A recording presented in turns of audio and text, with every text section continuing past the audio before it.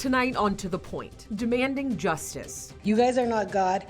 You guys cannot decide who will live and who will die. What families impacted by Sacramento law enforcement's actions want changed. A local university sued over ongoing campus protests. Why a man who is not involved in the protest says his rights were violated. Tonight, a community divided over a vote to bring low-income housing to a rural community in Placer County. And later, the story behind the Sacramento Mandarins Music Academy, how they helped create a safe space for children of Chinese descent. Thank you for joining us on To The Point. I'm Alex Bell. Several families spoke out at the Sacramento County Board of Supervisors meeting today, demanding change from county officials, each of them forever impacted in some way after their loved ones called law enforcement for help, only to feel that help was the last thing they received. A father and best friend. My dad was a fisherman, a welder, was a landscaper. He was a pillar in the community. He's gone now. A brother. I just want to represent my brother. He just didn't have a mental illness. He was a kind, loving father, a brother, an uncle, and a godmother. She's my daughter's godmother, in addition to a second-grade teacher that worked in the Thomas School District. Loved ones who struggled with mental health. Then one phone call changed everything. For second-grade teacher Kaylin Footman. We thought that they were going to take her to a mental health institution, and they totally lied and misled us. She was taken to jail after having a mental health crisis. They handcuffed her, put her in the back of the car. We were totally devastated. She was in a one-man cell with nothing but a mattress and a hole to be able to use the bathroom in. During her time there, we didn't have contact with her. Her lawyers didn't have contact with her. Her health and her physical health and mental health was truly declining at every hour. Families on Tuesday pleaded with county officials to change their response to mental health calls. Don't send men with guns to mental health crises. and please hold them accountable for what they do to them. They are family. They're part of our family. Among the changes demanded today, improving 988. Families say this mental health crisis line should work just like 911, holding Sacramento law enforcement accountable and making oversight publicly known, and improving law enforcement training for mental health calls. Families want outside agencies to do the training, saying more cops training cops is not the answer. For now, Bobby Wooten is Kaylin's voice. This actually comes directly from Miss Kaylin Footman. She said, "I would just like for the police to be held accountable for not being trained in mental health. I would like for my charges to be dropped. Them not being trained leads to situations being worsened, like in my situation, when I already was in a traumatic situation. There should be a route to redemption for times when these things do happen, which are far too often." And we reached out to the Sacramento County Sheriff's Office for comment on these demands made. They released a statement saying, in part, quote, "Everything costs money, whether for training or 988 operators through 988 is not managed or staffed by sheriff's personnel. No one opposes more training or even outside training, but all have associated costs that cannot simply be ignored." New tonight, a Davis man is suing UC Davis and its top officials over pro-Palestinian encampments on campus. The encampment was built on May 6th in the quad near the Memorial Union by the group UC Davis Popular University for the Liberation of Palestine. The group listed its demands, including for the university to divest in Israel and the war in Gaza. In the lawsuit, Jonathan Groveman claims the university violated his First and 14th Amendment rights. He says that he is a veteran and goes to the university for various activities. In the lawsuit, he says while trying to cross the quad on May 7th, he was told to go around the encampment but couldn't due to a disability. He says that he was also hit twice in the face with an umbrella. Now, the university released a statement saying, in part, quote, "When the university receives a complaint of denial of reasonable accommodation, it immediately reaches out to the affected parties to provide support and resources and reviews the allegations under the university's anti-discrimination policy." Today, dozens of people packed the Placer County Board of Supervisors meeting to speak out against new affordable housing. Right now, the Housing Committee is addressing all the questions that were brought up in public comments. And ABC 10's Devin Truby has more on what has been proposed and where things stand. So that's all I have. Thank you for your comments. Appreciate it. It was standing room only Tuesday at the Placer County Board of Supervisors meeting in Auburn. The hot topic, rezoning projects for affordable housing. More than 100 people showed up to make their voices heard. Another 100 joined online. And we're done being bullied by developers. We're going to fight you every step of the way. The line for public comment from the podium to almost out the door, filled with residents with mixed opinions. I would like you to consider my property for the rezoning. Placer County has an affordable housing problem. It needs about 1,200 additional units to be in compliance with the state. We need teachers, we need restaurant workers, we need medical assistants, we need blue-collar workers. So where are they going to live if they have to choose between securing housing and feeding their children? The proposed housing would be built at 13 sites across the county, from Dry Creek, Penryn, Granite Bay, and even Auburn. It would be for families making less than $85,000. Residents say they have been begging for affordable housing for veterans and seniors. Then give us real affordable housing, something that they can actually live in, because that's what we've begged for.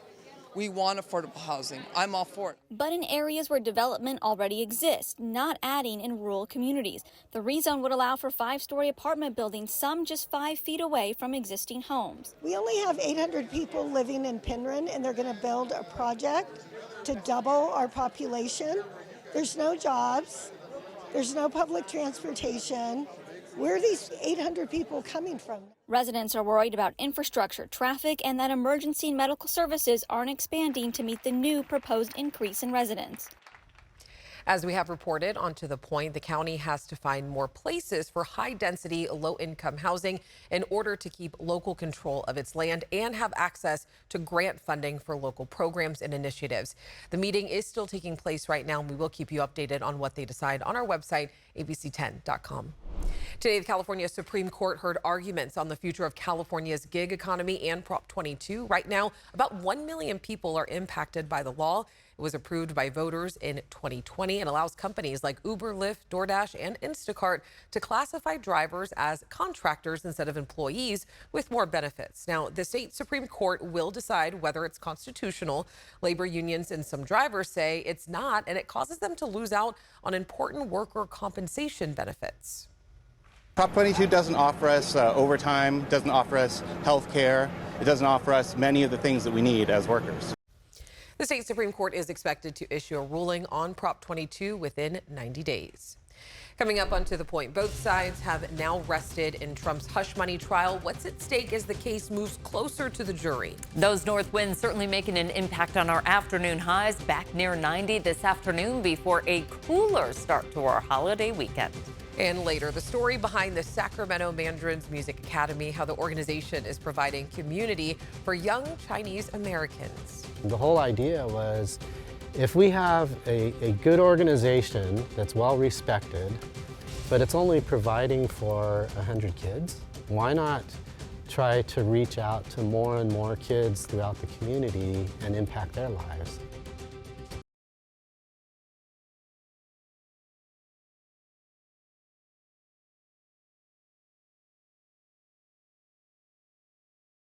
All right, Chief Meteorologist Monica Woods with a look at our forecast. Another breezy day. I know, and headline. warm, right? Yes. We have those highs almost near 90 this afternoon, and those peak wind gusts at about 20 to 30 miles per hour. Still holding on to those northwest winds. Those are dry, warm winds. Once we get into more of that southwest flow coming in from the Pacific, we'll start to drop those temperatures. But again, region-wide, it was a warm one on this Tuesday, almost near 90 throughout the valley, 77 for San Francisco, toasty across the coast, 70s for the foothills to near 80, and 60s with virtually no cloud cover up in the high country for today, as opposed to what we've been tracking the past couple of days.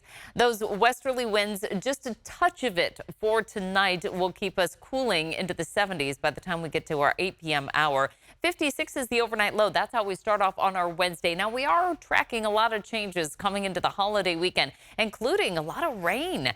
For the Pacific Northwest, that low pressure system driving its way southward will also bring us a slight chance for showers coming into our Saturday forecast for the northeast corner of California. If your travel plans take you into extreme northern California or the Pacific Northwest, be prepared for some showers. And again, we're going to see that cooler air mass start to move its way in through Friday into Saturday, meaning A cool start to Memorial Day weekend forecast, and then right back near average by the time we get into our Monday Memorial Day. Highs in the 60s up top for this Sierra tomorrow, 70s down low with highs moderating quite a bit. 68 tomorrow for San Francisco once we head inland. Not as much of a drop for tomorrow, but we'll feel it by the time we get to the end of the work week and into the holiday weekend. 50s up top for the Sierra, only 58 to start the holiday weekend along the coast, with our 10-day forecast showing some cool holiday weekend forecast and then warming up next week. All right, thanks so much, Monica. Next, on To the Point, the criminal hush money trial involving Donald Trump is about to be handed to the jury, and why gas prices could be lower this summer.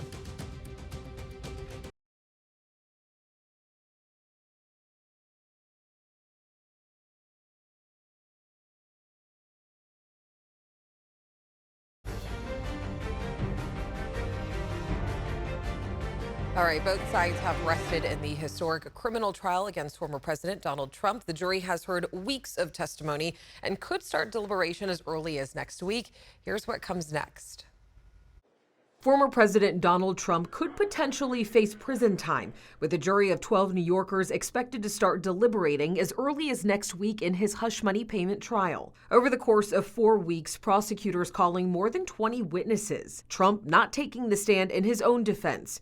His team calling 2 witnesses to testify, including longtime Trump ally Robert Costello, who testified that Trump's former attorney, Michael Cohen, told him numerous times that President Trump knew nothing about that $130,000 payment to adult film actress Stormy Daniels. But Cohen, who testified for 4 days as the prosecution's star witness, says he lied to Costello about Trump's involvement, claiming that in reality, he had more than 20 conversations with Trump in October 2016, just days before the election, about Daniels. If I had been the prosecutors, I probably wouldn't have ended on Michael Cohen's testimony. I've talked to a lot of prosecutors who've said to me, boy, I would have had another one of the corroborating witnesses come after Cohen, so you've got a pad, so you don't just end your case with his controversial testimony. Daniels herself also testified against Trump about the sexual encounter she says she had with him back in 2006. But Trump has denied that encounter and has pleaded not guilty to charges of falsifying business records. There is no crime. It should be dismissed before you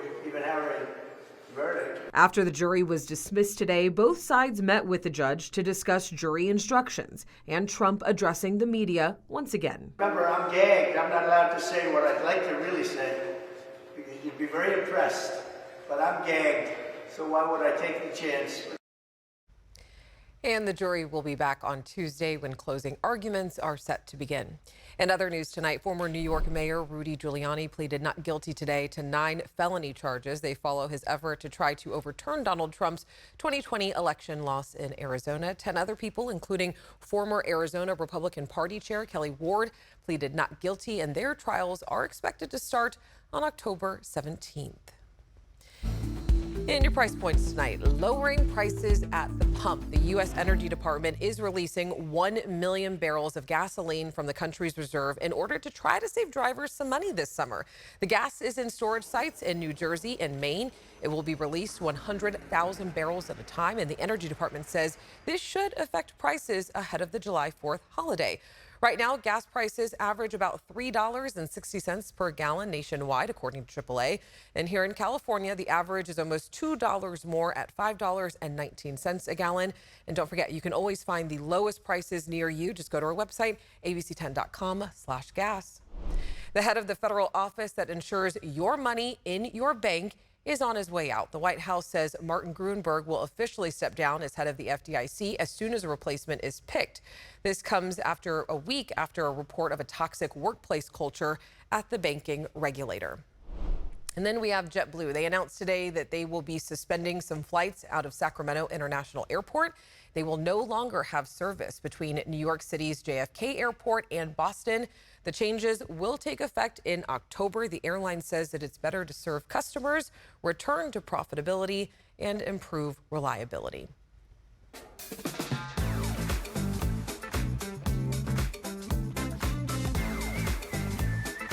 All right, let's continue with our Asian American, Native Hawaiian, and Pacific Islander Heritage Month celebration. Tonight, we have the story of the Sacramento Mandarins Drum and Bugle Corps, a longtime community organization that was founded in 1963 as a safe space for children of Chinese descent. Now, 61 years later, the Mandarins are still going strong and now teach music to hundreds of elementary school students in more than 40 schools. We're the best kept secret in Sacramento.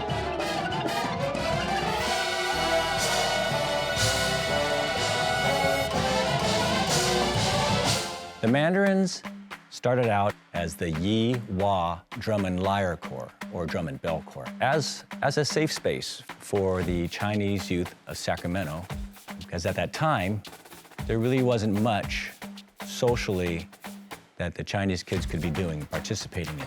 And all those years I was marching, all I wanted to do was acclimate and be part of American society. So while I had my Chinese roots, I was really taking how drum corps really helped me to integrate into the community. In 1967, they added bugles to it and became a drum and bugle corps. And then the name was changed by the members. They selected the name the Mandarins, which is like a ruling class in ancient China. The corps members each year get a necklace to kind of represent the fact that they were a member of the organization. And each year that they march, they get a small Chinese coin that goes on their necklace, not only to signify one more year of them being within the ensemble, but also kind of help remind them of their heritage. What does this corps mean? Where did it come from? Music is international. Music is universal. It's the universal language. So the four founding fathers felt that this was a really good way to give back to the community and provide that service. Today, the Mandarins of Sacramento has many programs. One is the Mandarins Music Academy. And the whole idea was, if we have a good organization that's well respected, but it's only providing for 100 kids, why not try to reach out to more and more kids throughout the community and impact their lives? So around 2016 or so, we had the idea of let's just start a program. So we went out to Earhart Elementary School within the Elk Grove Unified School District, and we started a program. We provide everything for the kids.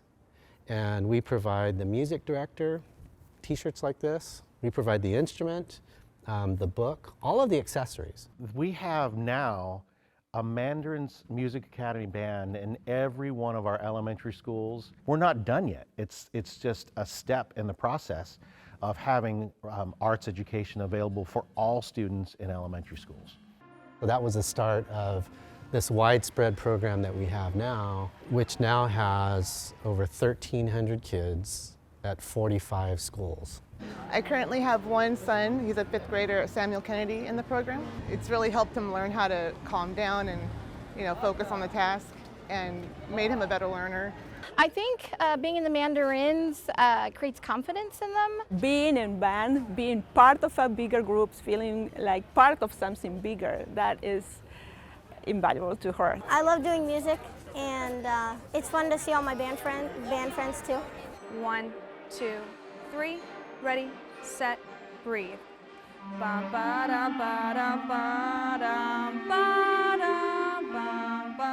So our music directors are really special people. They are what makes this program work. A number of our music directors are also music students themselves.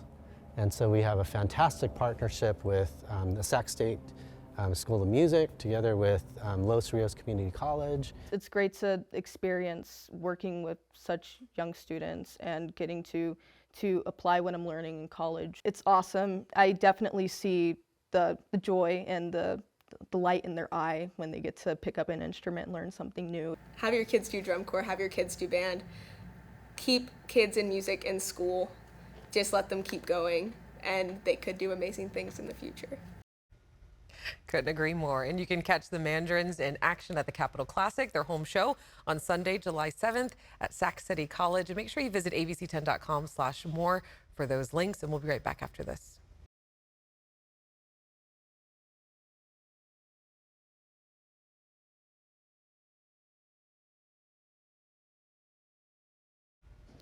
Coming up tomorrow on To The Point, fighting global fever. The Sacramento area is experiencing hotter summers due to climate change, and there is actually something us ordinary citizens can do about it. Tomorrow at 6:30, Chief Meteorologist Monica Woods will show us how one solution to keeping temperatures down is dependent on how many trees are in your neighborhood, and what the government is doing to help turn our hardscapes into greenscapes. So don't miss this story right here tomorrow on To The Point at 6:30.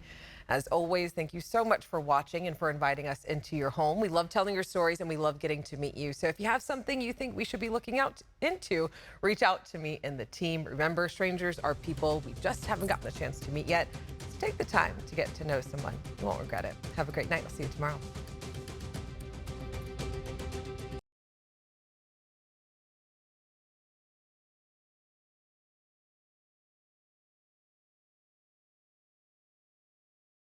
Hey, it's Alex. I just wanted to say thank you so much for watching. The To The Point team and I love hearing from you, and I hope that you'll stay in touch. And don't forget, you can always email me and the team at tothepoint@abc10.com, or you can even send us a text message at 916-321-3310.